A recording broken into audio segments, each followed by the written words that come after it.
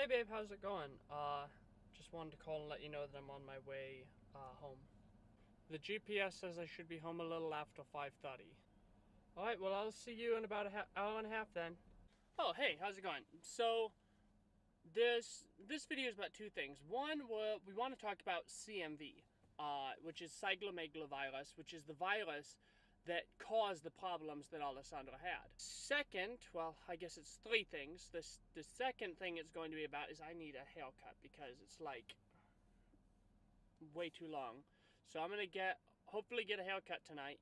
And then the third thing it's about is I'm going to try and film the entire video on this lens, which this lens is a 22mm lens, which on an APS-C body, with a 1.6 crop, it's actually more of like a 35mm lens. So it's not exactly the ideal focal length for vlogging, but I'm wondering how I can do it because this lens is so small. I mean, see that lens on there?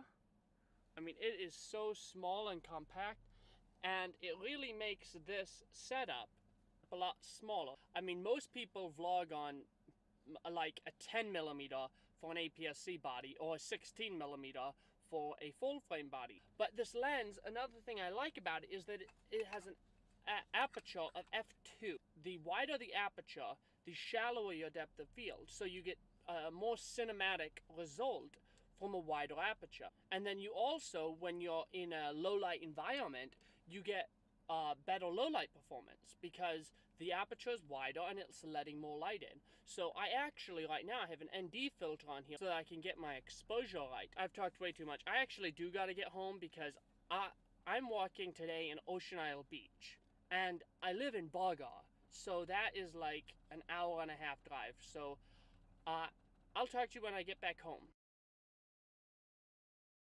Alright, so I actually decided I'm going to stop up the road real quick from my house to get the B-roll that I was planning on getting when I got home because I like how the light is hitting. So I'm walking up the road to this creek.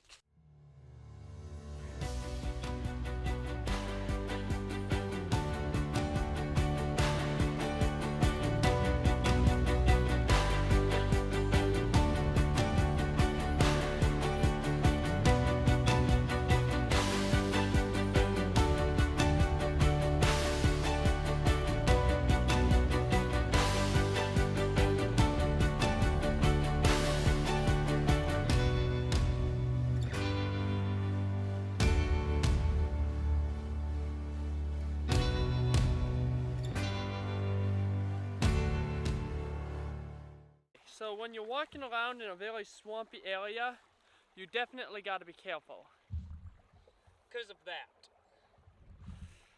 So yeah, my shoe got a little bit wet and I sunk about mid-calf in this mud. BJ, this is 2 minutes from my home. Really swampy. I know you like swamps. So next time we're out by my house, we gotta come down here and take video. So this would be super cinematic if I would have came like an hour earlier. So BJ, next time you're at my house, we gotta come out here. My boots are so muddy now. Ugh. That's deep mud.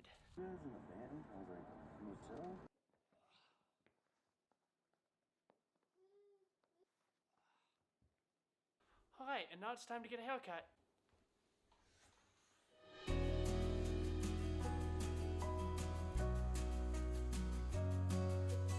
We wanted to share with you guys some general facts about C.M.V. So first of all, C.M.V, it stands for Cytomegalovirus. It's a type of herpes virus and a lot of people get it. And a lot of times people get it when they're really little. It's kind of like a baby, toddler disease. You get it, you barely even know you have it, and then you're immune. If you have had it when you're a baby, that is a good thing. But most people don't even really realize that it exists, and they don't actually even check for it. Even in like prenatal blood tests, routine blood tests, they don't check for it, in America at least. So it can really kind of throw you off when you hear about it for the first time.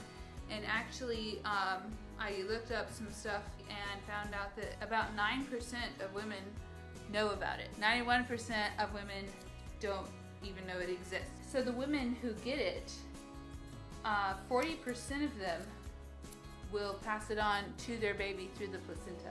It's not rare. Actually, 1 in 150 babies in America are born with C.M.V.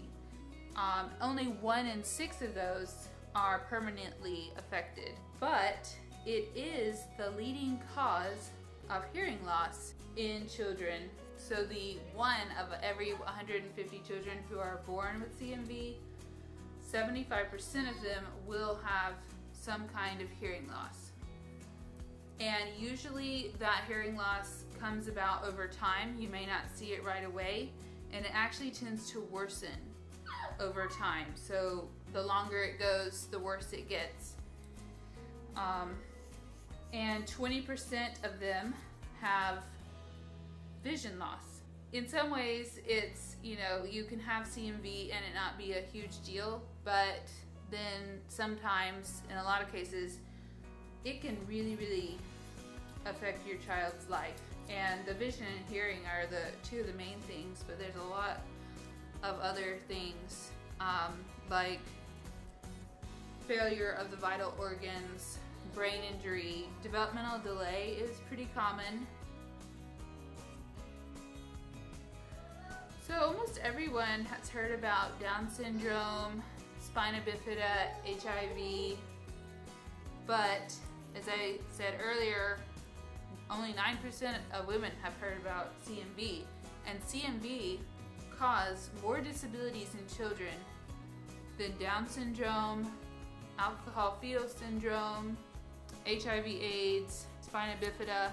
It's going to cause more disabilities in children than any of those things. So it's really kind of strange that it's so unheard of. I'm not sure why that is, but that's why we're trying to make you aware of it now. So now you know.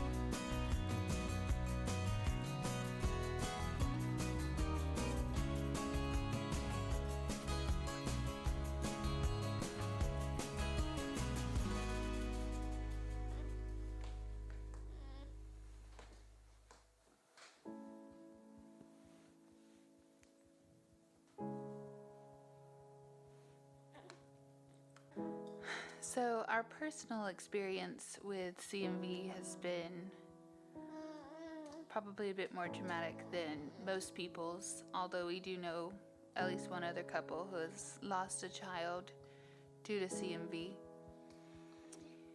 So we knew we were going to have twins, and our midwife suggested that we have a diagnostic ultrasound done. And we went in to get it done and thought everything would just be fine, everything would check out. And the sonographer just kind of acted strange, kind of just like unfriendly or something. We didn't know what was going on. And so they called us back for a meeting after the ultrasound, and they explained to us the symptoms they were seeing in both of our children. Our son Tiberius and our daughter Alessandra were both too small, and yet their bodies were too big compared to their heads. Alessandra definitely had microcephaly, and our son had a very enlarged liver, spleen, kidneys, all of his vital organs. And so after some collaboration with some colleagues and stuff, they were pretty sure, they told us they were pretty sure that it was caused from a virus, and that was the first I'd ever heard of C.M.V. I had contracted C.M.V in the first trimester, and it was a primary virus, meaning I had never had it before, so I wasn't immune to it. Like I mentioned earlier, in 40% of cases like that, it is passed to the baby. There wasn't really much that we could do, and we just from there on got an ultrasound every week to monitor the baby's progress, and they did grow and seem to progress, but it was only 10 weeks later that they were born, and that was, you know, it seemed like our son was fine. Not fine, but it wasn't a crisis point. And then when we did get the last ultrasound, after we went in to the emergency room, we saw that his heart was not beating. But she still seemed okay. You know, all of those problems caused directly from that virus. And then seeing more problems. She had a microcolon. She had a coarctation of the aorta, so her heart would not have worked normally unless they had given her drugs to help her, until she got big enough to have heart surgery, which we explained some of that in another video, so you can check that one out. The calcifications in her brain. She has had liver problems. She's had a lot of digestive problems because of her microcolon. So there's just a lot of problems that can occur, and you could get lucky. There's a lot of stories are just, my child had C.M.V, so they had to get cochlear implants, and now they live like a normal person, and that's wonderful. Those outcomes, you know, are wonderful, but it can be very devastating as well.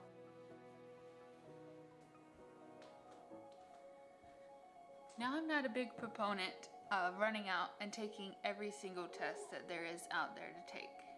And I don't want to scare anyone into doing anything silly. If you don't know that you've ever had C.M.V in the past and you're pregnant or planning to try to have children, then I would suggest that you get tested just to see if you have the antibodies in your system. Then you're good to go. If not, there are some pretty easy precautions that you can take. The main one being, when you're around other small children, which a lot of women are, then, you know, just take the sanitary precautions that we all know that you should do. They're just kind of hard to think about on a day-to-day basis. I know for me, I have a 3, 2, and 1-year-old, so it's hard to change a diaper, wash your hands, change another diaper, wash your hands. But it really could help.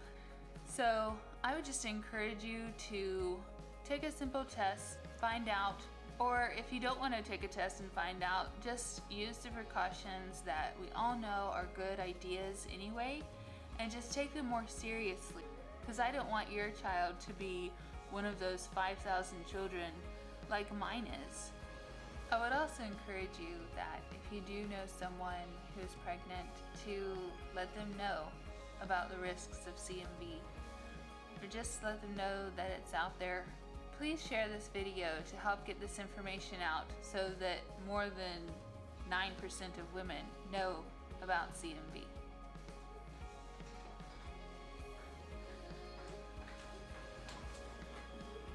How's my hair look?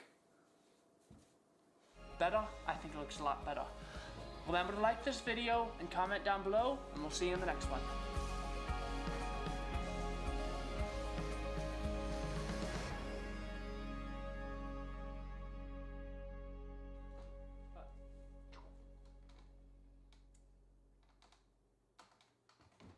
When you're doing video, don't forget to turn on your audio.